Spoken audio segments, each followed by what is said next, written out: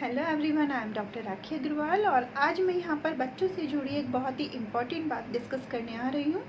हमारे पास ऐसे बहुत से केस आते हैं जिसमें बच्चे या तो एक्सट्रीम हाइपर होते हैं, बहुत ही ज़्यादा अटेंशन डेफिसिट होते हैं, बिल्कुल नहीं सुनते हैं, पेरेंट्स कहते हैं 1 मिनट नहीं रुकते हैं, या फिर बच्चे बिल्कुल एक्सट्रीम इंट्रोवर्ट होते हैं, उनके अंदर बहुत डिप्रेशन। आजकल छोटे छोटे बच्चों के अंदर डिप्रेशन बढ़ता जा रहा है। अगर पिछले 1 महीने की बात करें तो 70% केसेस हमें बच्चों के डिप्रेशन के आए हैं, जिसमें 6 साल से लेकर और 15 साल तक के 16 साल तक के बच्चे हैं। They just want to commit suicide, वो सिर्फ सुसाइड करना चाहते हैं।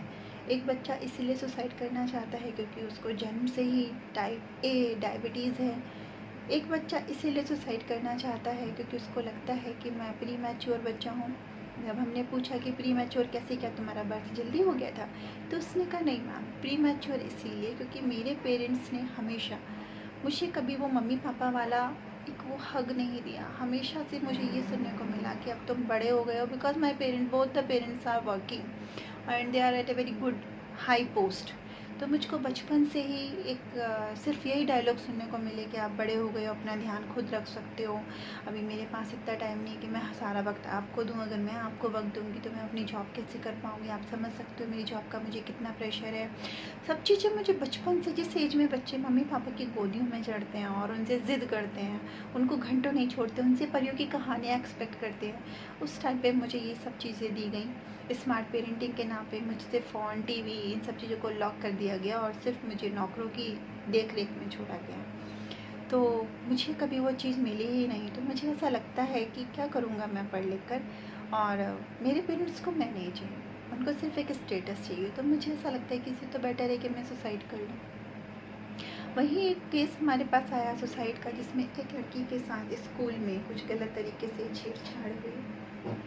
एक केस ऐसा आया सुसाइड का जिसमें एक बच्ची जब 2 साल की थी, तो जहाँ वो कैंपस में अपने फ्रेंड्स के यहाँ जाती थी, तो उसके दादाजी ने उस बच्ची के साथ गलत संबंध बनाए थे और उस बच्ची को इतना डरा दिया था कि उस बच्ची ने, आज वो बच्ची पूरी बड़ी हो गई है और उसने आज तक अपने पेरेंट्स को नहीं बताया था।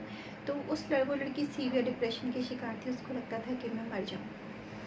तो इतने सारे डिप्रेशन के केसेस आ रहे हैं, तो दिमाग में एक ख्याल आया कि आखिर ये बढ़ता हुआ लोगों में डिप्रेशन क्यों, क्या वजह है। जहाँ हम आजकल इतनी ज़्यादा फैसिलिटीज़ हैं, तो बच्चों में इतना ज़्यादा डिप्रेशन साथ के साथ क्यों बढ़ता जा रहा है। तो हमने इस चीज़ के लिए एक सर्वे किया, जिस सर्वे में हमने ये सोचा कि डिप्रेशन की जड़ें बच्चों के बचपन से ही शायद उनकी नींव में रखी जा रही हैं। और हमने 6 से 8 साल के 30 बच्चों को लिया जिनके साथ एक प्रॉब्लम थी, कॉमन प्रॉब्लम थी कि कंसंट्रेशन प्रॉब्लम है।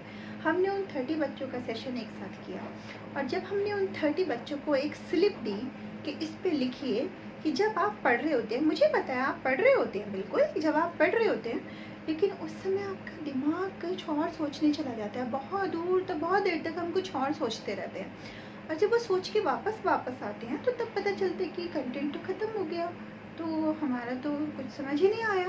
तो ये कंसंट्रेशन प्रॉब्लम है। तो मुझे इसमें ये पूछना है कि जब आप पढ़ रहे होते हैं उस समय आपका दिमाग जहाँ जाता है, उस जगह को एक पेपर पे लिखिए कि किस थॉट पे आपका दिमाग जाता है। तो उनमें से एक बच्चे ने लिखा कि मैम, मेरी मौसी की अभी शादी हुई थी, 2 महीने पहले मौसा जी ने उनको कांच की बोतल से मारा। मौसा जी बहुत बुरे थे, मौसा जी ड्रिंक करते थे। अभी मेरी मम्मी रोती हैं, मेरी मौसी अभी बहुत कम एज की हैं, मेरी मौसी का आगे क्या होगा, उनकी पूरी लाइफ ख़राब हो गई। तो मेरे दिमाग में ये सारे थॉट्स आते हैं। दूसरे बच्चे ने कहा कि मैम, कोविड के बाद से ना घर में पैसों की बहुत प्रॉब्लम आ गई है, तो मम्मी पापा के बीच लड़ाई होती रहती है, तो मैं सारा दिन वही सब चीज़ें सोचता रहता हूँ। मुझे ऐसा लगता है कि बहुत मुश्किल है, लाइफ इज़ वेरी बैड। वहीं एक बच्चे ने बोला, मैम मेरी मम्मी डिवोर्सी हैं, तो मुझे ऐसा लगता है कि मेरे पापा कितने बुरे थे, उन्होंने मेरी मम्मी को कितना परेशान किया कि मेरी मम्मी को उनसे डिवोर्स लेना पड़ा। तो एक एक करके 30 में से कम 20 से 22 बच्चों ने इस तरह की स्टोरी सुनाई कि उनके दिमाग में किस तरह के थॉट्स चलते हैं जिस समय वो पढ़ाई करते हैं। तो मेरे दिमाग में एक बात आई कि जनरली हम पेरेंट्स को ये बातें करते सुनते हैं कि बच्चे आजकल स्कूल में इतना भारी बैग लेके जाते हैं, उनके इतने नाजुक से कंधे हैं, उस भारी बोझ को कैसे उठा पाएंगे। पर क्या हमने कभी रुक कर एक चीज़ सोची कि हमारे बच्चे जो ये सारी बातें करते हैं, भारी भरकम बातें, उनका मासूम सा दिल इस बात को कैसे उठा पाएगा। जब हम इतने बड़े होकर स्ट्रेस में हो जाते हैं तो हमारे बच्चों का मासूम सा दिल, मासूम सा दिमाग उस स्ट्रेस को कैसे झेल पाएगा। ये हमारे बच्चों की उम्र है पक्षी बनकर उड़ने की, खिलखिलाने की।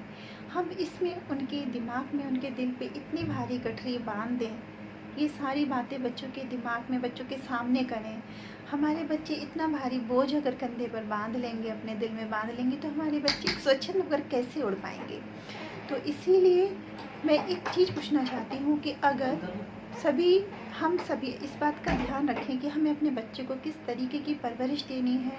हमें अपने बच्चों में डिप्रेशन के बीज अभी से नहीं बोने, हमें अपने बच्चों को एक हैप्पी पिक्चर दिखानी है, क्योंकि अभी उनके खेलने खाने की उम्र है, अभी उनकी नींव है।